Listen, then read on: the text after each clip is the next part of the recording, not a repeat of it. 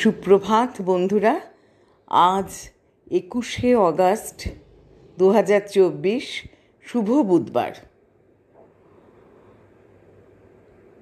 আমাদের লড়াই চলবে যতক্ষণ না অপরাধীর দৃষ্টান্তমূলক শাস্তি হচ্ছে, যে শাস্তি লোককে সারা জীবন মনে করিয়ে দেয়।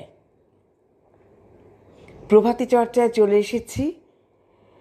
আজ শঙ্খ ঘোষের মিথ্যে কথা কবিতাটি এনেছি।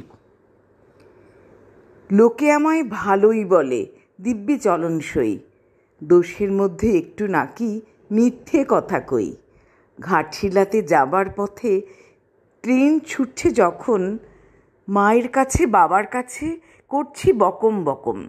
হঠাৎ দেখি মাঠের মধ্যে চলন্ত সব গাছে এক এক রকম ভঙ্গি ফোটে, এক এক রকম নাচে।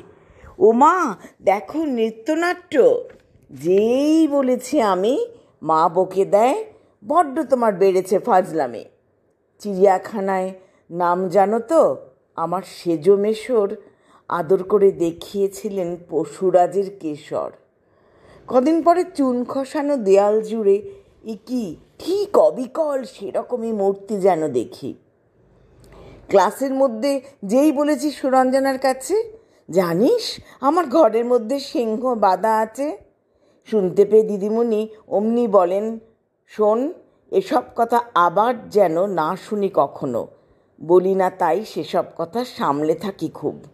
কিন্তু সেদিন হয়েছে কি এমনি বেয়াকুব। আকাশ পাড়ে আবার ও চোখ গিয়েছে আটকে। শরৎ মেঘে দেখতে পেলাম রবীন্দ্রনাথকে।